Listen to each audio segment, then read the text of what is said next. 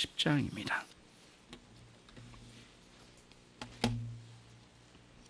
고린도전서 10장 14절로 17절입니다.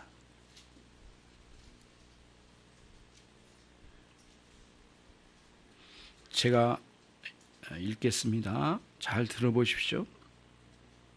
그런즉 내 사랑하는 자들아, 우상 숭배하는 일을 피하라. 나는 지혜 있는 자들에게 말함과 같이 말하노니 너희는 내 이르는 말을 스스로 판단하라. 우리가 축복하는 바 축복의 자는 그리스도의 피에 참여함이 아니며 우리가 떼는 떡은 그리스도의 몸에 참여함이 아니냐. 떡이 하나요 많은 우리가 한 몸이니 이는 우리가 다 한 떡에 참여함이라. 아멘. 17절까지 말씀했습니다. 광고 중에 빼먹었는데요.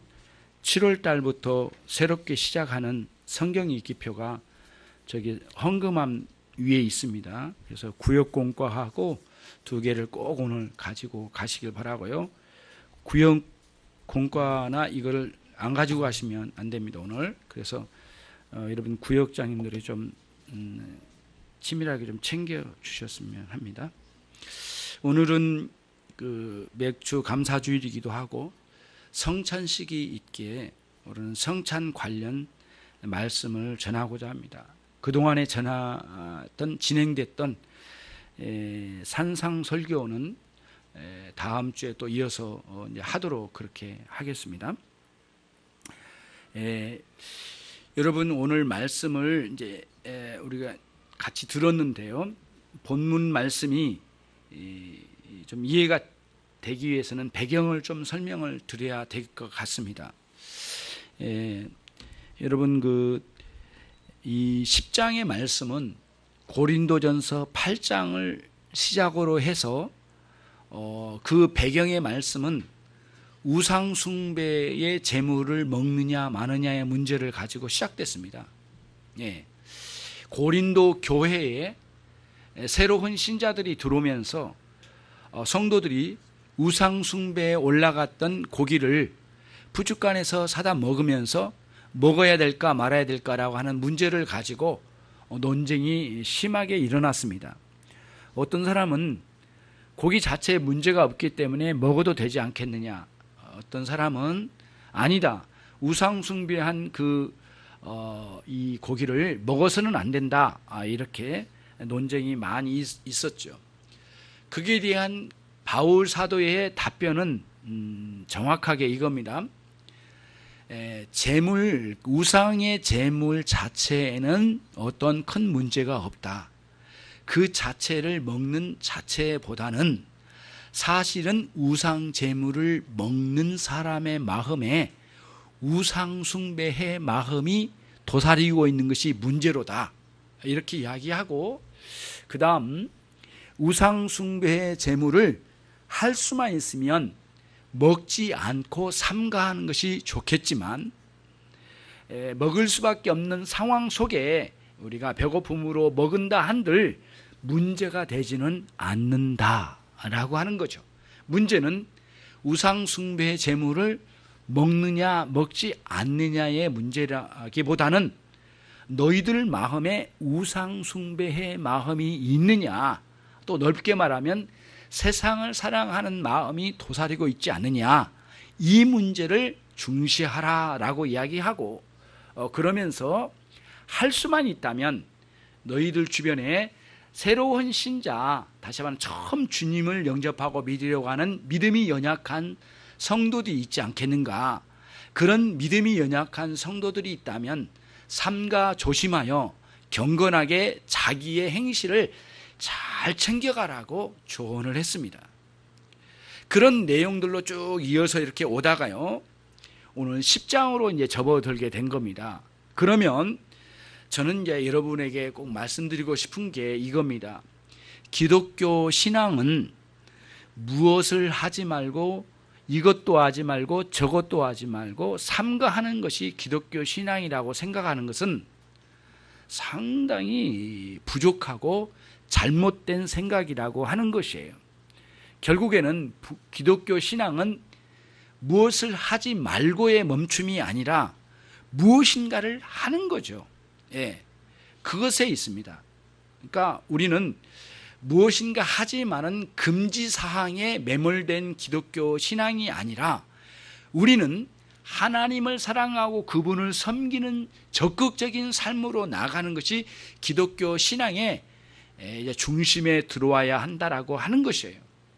그거를 말씀한 거예요. 그래서 8장으로부터 쭉 진행되어져 온 우상 숭배의 제물을 먹지 말라는 말씀의 문맥이긴 하지만, 그러나 우리의 신앙, 저와 여러분의 신앙의 중심에 그리스도의 성찬에 참여하는 것, 이것을 핵심에다가 두고 거부해야 할 우상 숭배의 제물을 반대편에다 둔 겁니다. 이게 이제 전체 문맥이 그런 상태에 놓여져 있어요. 그러면서 오늘 10장은 이제 다시 한번 생각해 봐야 되겠다. 그러면서 구약의 성도들이 출애굽 당시에 보여주었던 그들의 삶을 들춰내 보여주고, 그 다음 여러분과 저의 현재적인 지금의 삶을 드러내서 비교를 시킨 겁니다, 여러분. 전체 10장이 그런 내용이에요. 그럼 어떻게 이제 비교를 했느냐 보면은 1절로 11절까지 말씀 속에서 이스라엘 백성들은 출애굽 당시에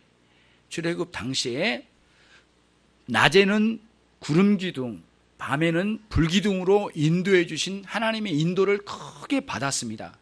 그래서 구름 속에서 세례를 받는 것처럼 인도함을 받았고, 또 홍해 바다를 건너면서 물을 통과하면서 마치 세례를 받는 것처럼 그들을 처음 구원의 역사에 위대한 역사를 보여주셨다. 그래서 바울 사도는 출애굽 당시에 출애굽하여 광야를 지나는 이스라엘 백성들이 경험했던 구름 기둥과 홍해 바다를 건너는 과정을 하나의 무엇으로 비유를 했느냐면, 우리가 신앙생활하여 처음 주님을 영접하고 참 신자가 되어 처음 교회 앞에 고백하는 첫 번째 고백이 뭐냐면은, 진정한 고백이 뭐냐면은 세례입니다. 세례.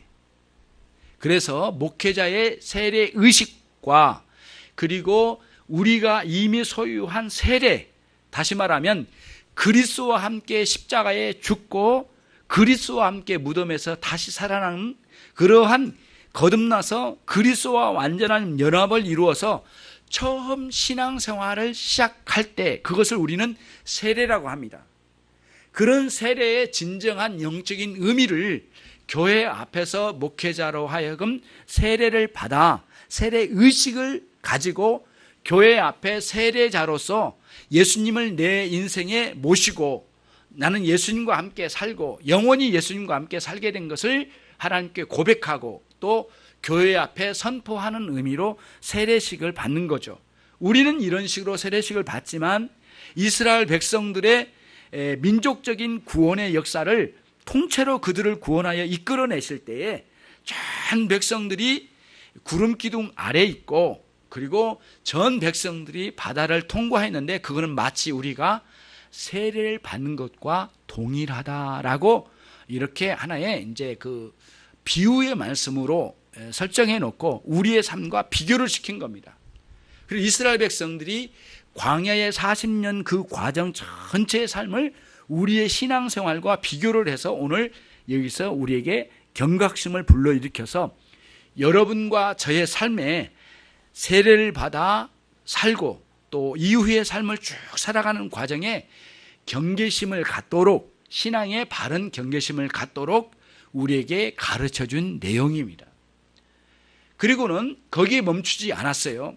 세례만 받는 것이 아니라 세례받고 난 이후에 우리의 신앙생활은 성찬식을 통하여 예수님 내 안에 들어오시고 내가 예수님 안에 들어가 영적인 온전한 연합을 표하는, 오늘 우리가 실행하고자 하는 이런 그 성찬식에 대한 것도 또 이어서 이야기해 주고 있어요.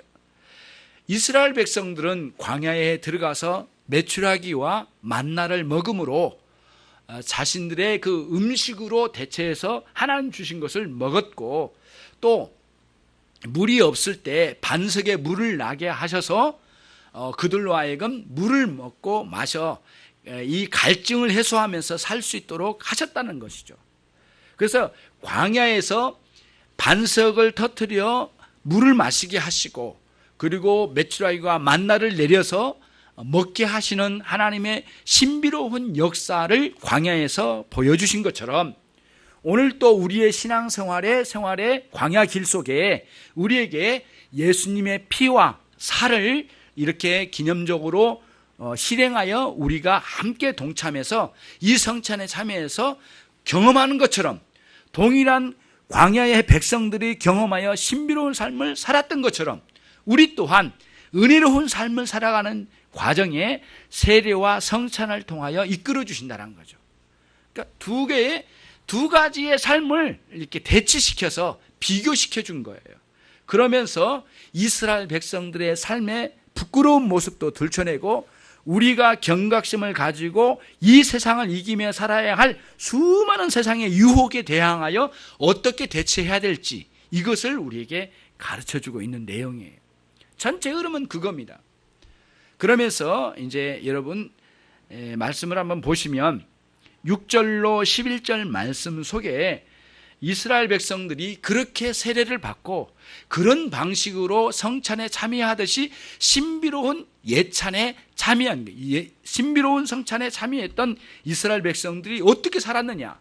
그 중에 많은 사람들이 7절 말씀에 우상숭배를 하였다. 그렇죠? 우상숭배를 하였고, 그리고 그 중에 많은 사람들이 간음하였다. 그래서 간음하였는데 심지어는 2만 3천 명이 죽었다고 이렇게 8절에 증언하면서 결국은 그들이 얼마나 부끄러운 삶을 살았는지를 보여주고 있습니다. 9절에서는 그들이 하나님을 대항하여 시험하였고, 10절에서는 하나님을 향하여 원망하기까지 했으니, 그들은 세례를 받고 성찬에 참여하듯이 그들은 홍해바다를 건너고 이렇게 구름 기둥 안에 통행하면서, 그리고는 메추라기와 만나에 하나님 내려주신 것을 먹으면서, 심지어는 반석을 깨뜨려 물을 쏟아 그걸 마시기까지 하였지만은 그들은 이런 죄악 가운데 불순종하여 하나님을 등지며 살았다. 그들의 삶은 매우 부끄러운 삶이었다. 그러니 너희들은 오늘날 그리스도의 성찬에 참여하면서 너희들의 삶은 어떠냐? 그거를 지금 묻고 있는 겁니다. 지금 그거를 묻고 있어요. 바울 사도가. 굉장하죠. 그들은 그렇게 삶을 살다가 멸망했다. 그럼 여러분들은 지금 이 고린도 교회 성도들을 향해 이야기하고 또 우리들에게 이야기한 거죠. 여러분들은 오늘날 세례를 받고 성찬에 참여하면서 신앙생활을 한다고 하지만 여러분의 삶은 어떻습니까? 정말 우상숭배 없습니까? 여러분의 삶에 간음은 없습니까? 여러분 혹시 하나님을 향하여 시험하듯이 대들지는 않습니까? 또는 여러분 하나님을 향하여 원망하며 자기 신세 타령에 빠져 있지는 않습니까?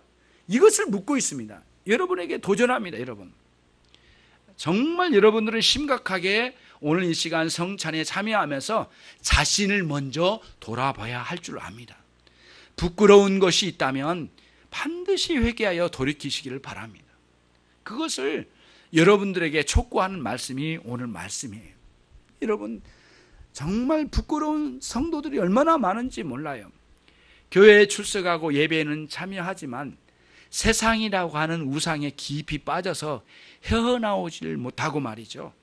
거기에서 주는 우리의 육체의 욕망에 혈안이 되어서 여러분들이 빠져있고 거기에 끌려다닌다면 이미 이 세상의 노예 생활을 면치 못하고 있는 가운데 산다면 성찬에 참여할 만한 자격이 있는지 스스로를 돌아보고 회개하지 않으면 안 된다라고 하는 사실을 말씀드리고 싶은 거예요, 여러분. 그거를 말씀드리고 싶은 거예요. 오늘 본문에서는 우상숭배라고 하는 것을 이렇게 크게 드러내고 우상숭배의 문맥에서 오늘 말씀을 드러내면서 우상숭배를 버려라. 그리고 난 다음에 버리면 어떻게 할까? 그리스도의 성찬을 받으라고 하는 겁니다. 이게 굉장히 중요한 의미가 있습니다. 여러분이 사랑하는 세상을 버리고 하나님을 사랑하는, 그리스도를 사랑하는 대로 돌아오라는 겁니다. 그리고 세상 사랑의 가장 극단적인 정점에 있는 우상 숭배를 폐기시키고 우리 주 예수 그리스도의 몸을 받아 먹으라고 말씀하고 계신 겁니다. 그러니까 우리는 뭘 하지 않고 뭐를 버린 데만 그치면 안 된다는 거예요. 반드시 세상을 버리고 그리스도를 취하는 신앙으로 돌아오지 않으면 안 된다는 것을 말씀드린 거예요.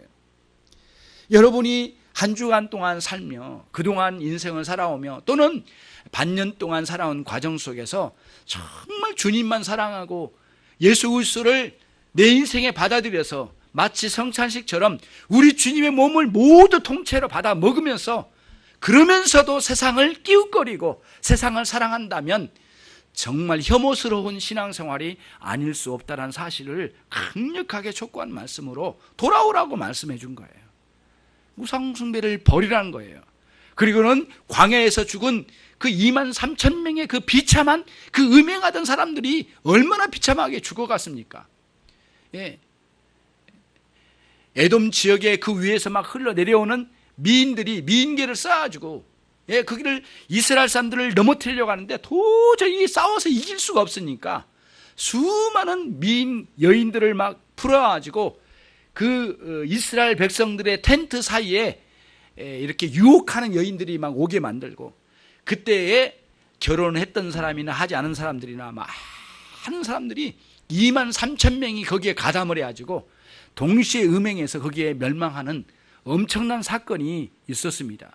그거는 가나안 땅 들어가기 직전에 일어나는 아주 혐오스러운 사건이 아닐 수 없었어요. 2만 3천 명이 몰살되어 죽게 되는 비극이 있었다, 이런 말씀이에요.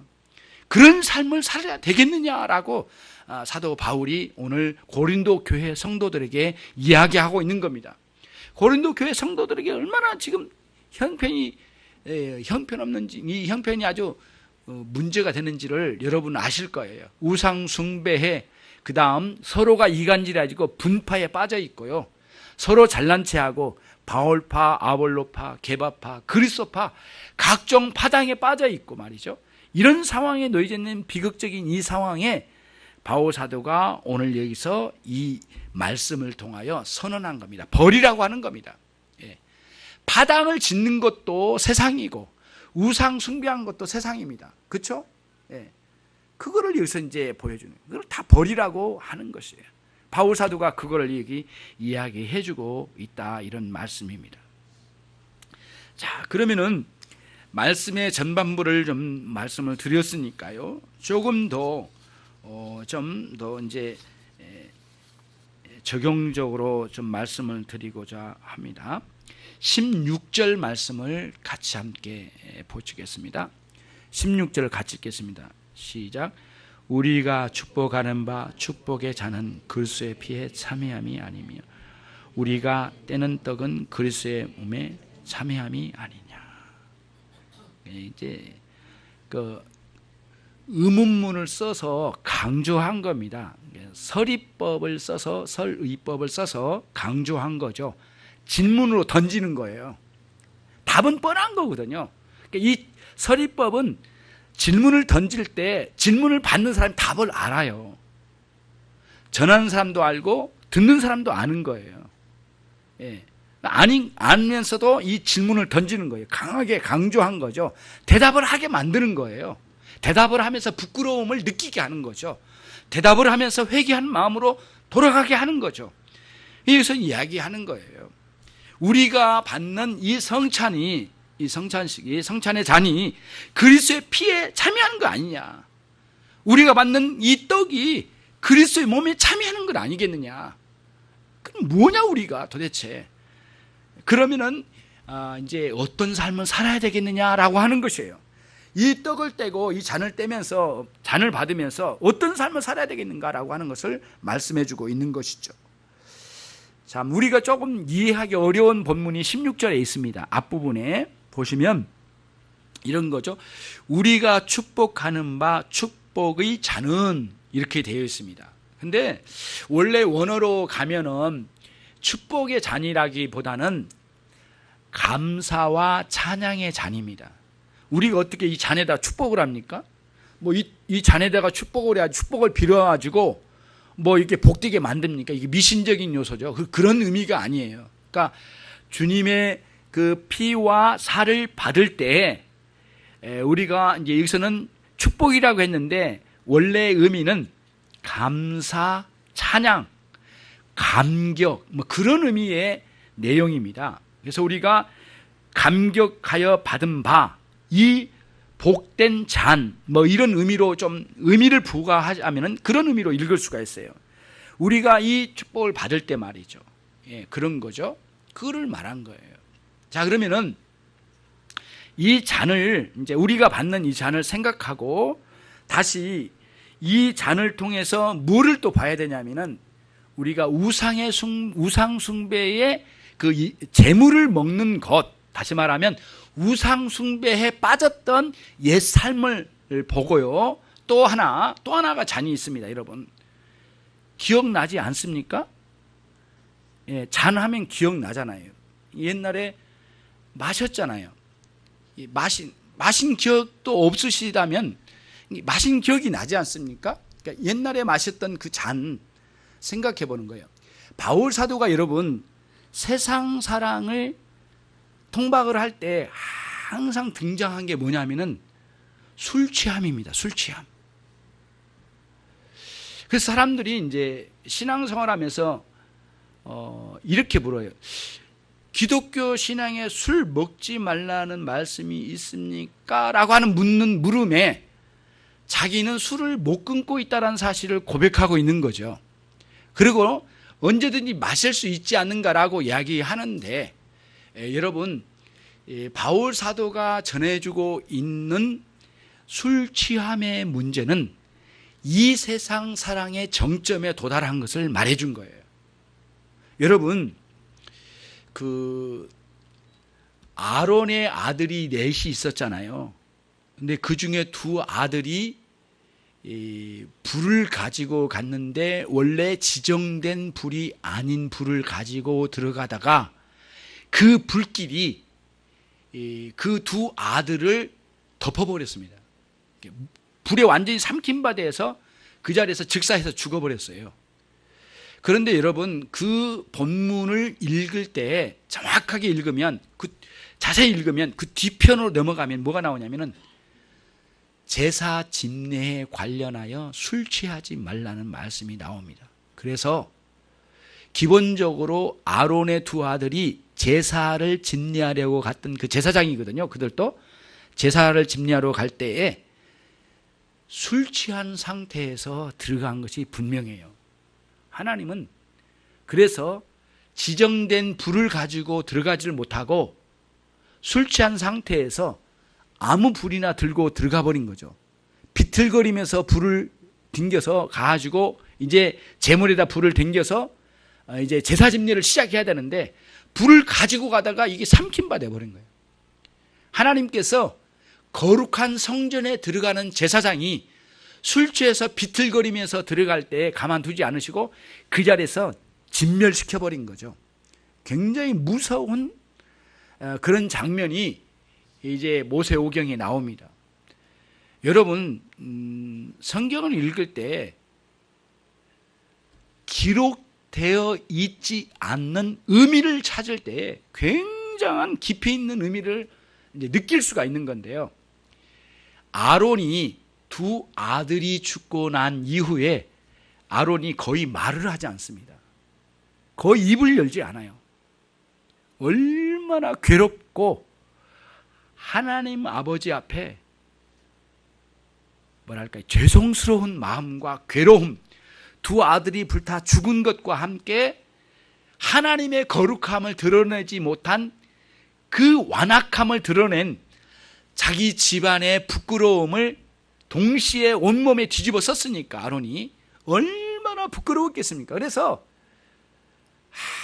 아무 말을 하지 않아요.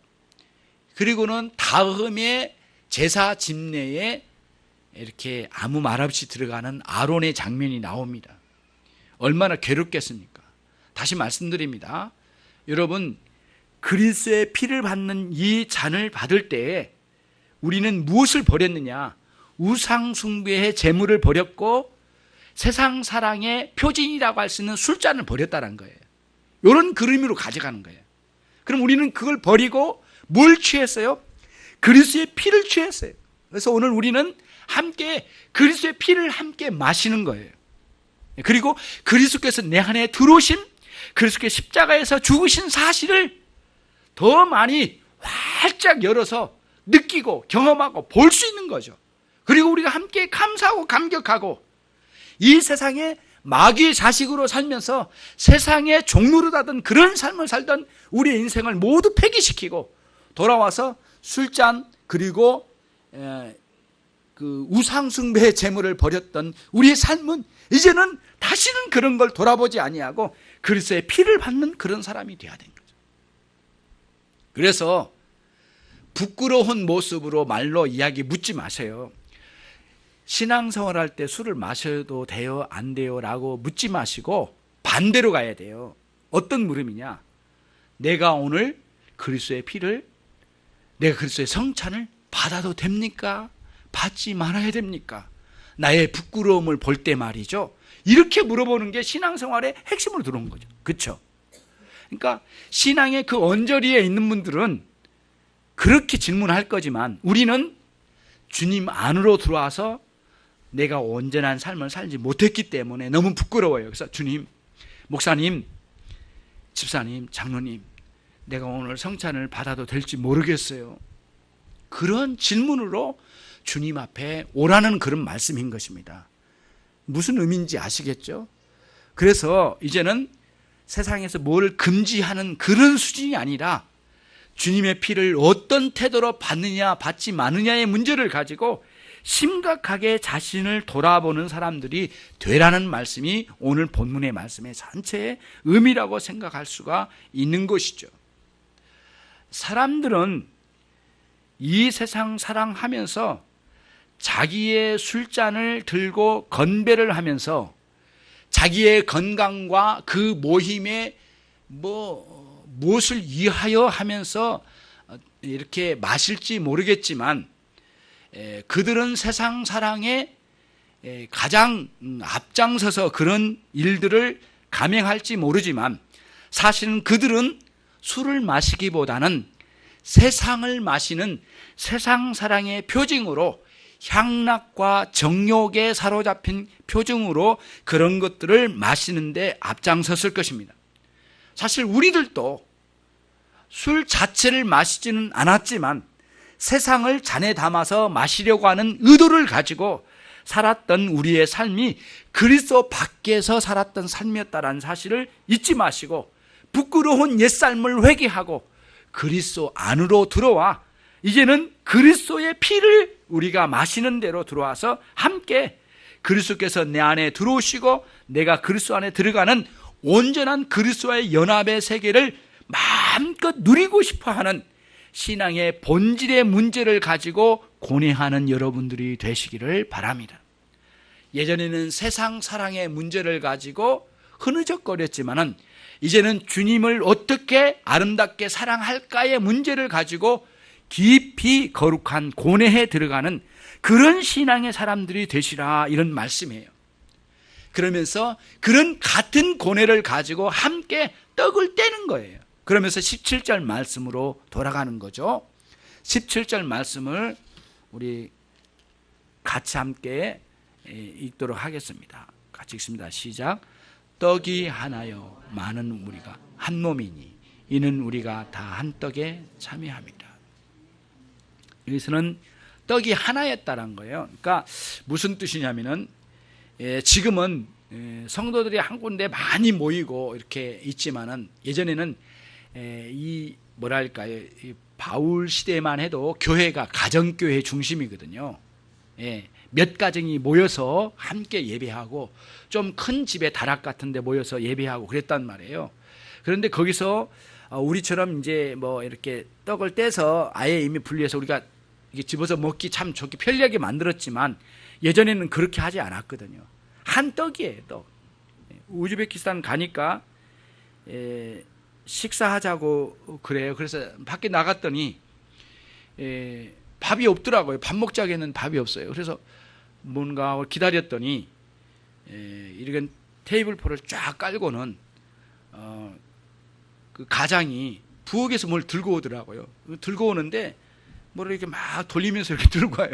그래서 봤더니 꼭 우리 피자처럼, 피자보다 얇아요. 막 해가지고 넌이라고 하면서 넌 먹읍시다 하면서 오더라고요. 그래서 이걸 막 돌려가지고 바닥에다 딱 내려놓아요. 어떻게 하는가 했더니 이게 이제 접시가 하나씩 있길래 지금 뭐 이렇게 하나씩 떼서 이렇게 주는가 아니면 한 장씩 주는가 해서 기다리고 있었거든요. 근데 손 씻지 않는 새까만 손으로 쫙 찢어가지고 접시에도 안 올리고 있잖아요. 그 새까만 그 테이블포에다가 딱 얹는 거예요. 얹어놓는데 이거를 지금 내가 먹어야 될까 말아야 될까 굉장히 고민을 했어요. 굉장히 힘들더라고요. 그런데 뭐 뛰다가 이렇게 땅에 떨어지면 그냥 주워서 털털 털어가지고 돌 올려놓고 뭐 이렇게 하는데 도저히 먹기가 힘들어요. 어떻게 선교 간다고 가서 또 먹지 않고 뭐 문화적인 뭐 이질감 뭐 이렇게 했다가는 뭐 선교는커녕 쫓겨날 판인데 이거 어떻게 해요? 이제 먹죠. 저는 맛있게 먹었어요. 배부르게 먹고 뭐 떼주지 않는 떡까지 넌까지 찢어서 또 갖다 먹고 뭐 한 장 더 어딨냐 이 정도로까지는 막 먹었는데 사람들은 많이 못 먹더라고요. 저는 비유가 좋아가지고 많이 먹는데 이렇게 나눈 거예요. 그러니까 이렇게 하나씩 찢어서 이렇게 나누더라고요. 근데 좀 위생적이지는 않지만 하나는 있더라고요. 좀 정가문이 있더라고요. 이렇게 찢어서 주는데 정가문이 하나 쫙 찢어서 주는. 그런데 초대교회 때 그렇게 성찬을 했던 거예요. 큰 논을 찢어가지고 하나씩 나눠주는 거예요. 아니면은 한 사람씩 그 붙어있는 하나의 떡을 떼어서 찢어다가 먹든지 이런 식으로 사람들이 우르르 모여서 찢어 먹는 거죠. 성찬을 통하여 뭐를 표징하냐면은 우리는 그리스도 안에서 하나란 사실을 보여준 거죠. 이런 식으로 이렇게 밝혀준 거였어요. 그러면서 전체가 한 몸 된 그리스도의 몸을 상징하는 떡, 그리고 거기서 떼어서 각자 먹어서 내가 먹기 전에는 밖에 있었지만 먹은 이후에는 내 몸속으로 들어가서 모든 세포에 소화돼서 전 몸에 퍼져버리잖아요. 먹기 전에는 나눌 수 있었지만 먹고 난 뒤에는 이 떡, 내 몸과 너를 나눌 수가 없는 상태에 된 거예요. 그런 상태를 말해준 거죠. 그러면서 이미 성찬을 받은 여러분은 그리스도의 한 몸이다. 정신 차려라. 세상과 한 몸이었던 너희가 이제는 그리스도 한 몸이다. 다시는 세상으로 돌아가지 마라. 그런 유혹이 있더라도 이기며 승리하며 그리스도와 함께 영원히 함께 살아라. 그거를 표해준 거란 거예요. 그러면서 성찬을 받는다라는 거예요. 그러니까 우리는 잘 돌아보는 거죠.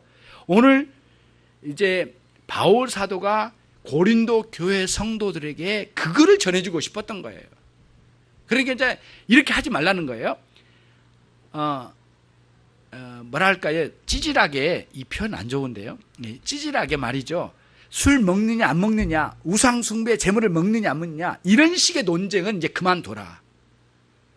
이미 거기서 나와서 그리스도의 몸을 어떻게 받을 것인가에 대한 깊은 거룩한 고뇌로 들어와라. 이게 신앙이다라고 하는 것이에요. 여러분은 지금 어디에 머물러 있습니까? 아직도 거기에 머물러 있습니까? 돌아오십시오. 이제는 어떻게 해요? 그리스도의 몸을 어떻게 받아들여서 그분과 함께 연합하여 살 것인가? 영적 연합의 깊이를 알고 깨닫고 경험하는 데까지 들어가고 싶고, 또 그런 경험이 실제로 경험되어지는 그런 삶이 여러분의 삶이 되시기를 주님의 이름으로 축원합니다. 그거를 말씀드리고 싶었던 것입니다. 기도하겠습니다. 오늘 이 시간 함께 기도하겠습니다. 하나님, 주님의 몸을 기르는 시간이고, 또 제가 사실은 세상의 우상 숭배의 제물과 또 술을 마시듯이 이 세상을 그 잔에 담아 마셨던 사람입니다. 이제는 그 잔 버리고 그리스도의 보혈의 피를 마시는 성찬에 참여하고자 하는 그런 시점에 왔습니다. 하나님, 저를 도우시고 인도하셔서 내 영혼이 그리스도와 온전한 연합을 이루는 참 삶이 되게 해 주옵소서. 우리 함께 같이 기도하겠습니다.